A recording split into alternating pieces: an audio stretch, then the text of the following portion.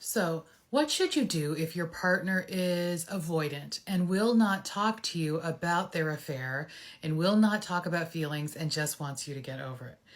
Okay, common situation, and it just adds to your pain, right? It's very, very hard to try to deal with somebody who runs away from you every time you want to try to talk about your feelings.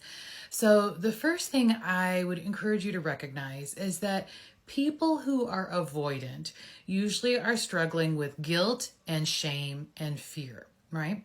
They feel terrible about what they have done.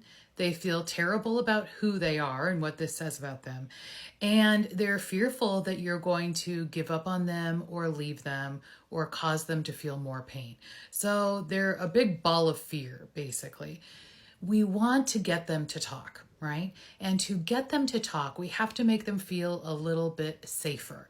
So that means we need to try to address some of that guilt, shame, fear. So what you can say to your partner, now you don't have to, right? You don't have to do anything, or you can, work with a therapist who will help you do this. But if you want to try to do this on your own at home, you can say to your partner, I know it's so painful for you when we talk about the affair. I know you would rather sweep this under the rug. Candidly, so would I. I hate talking about it. It's horrible. It hurts. This is awful.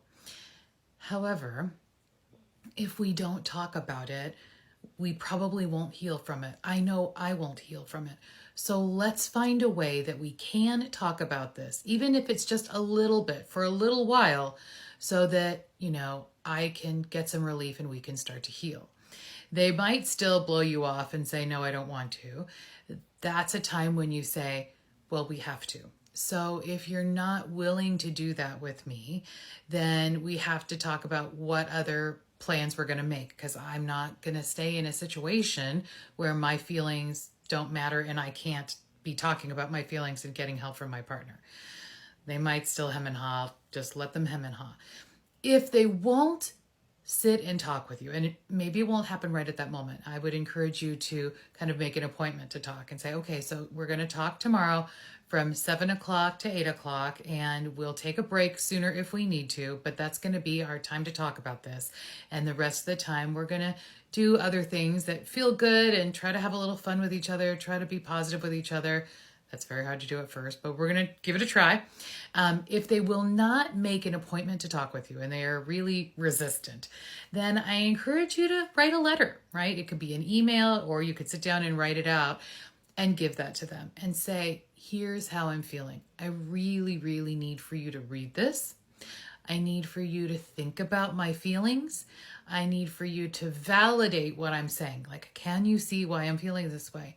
And then reassure me. What can you tell me so that, I'll feel like things will be different in the future. Things will change, and that I don't have to worry about this so much in the future.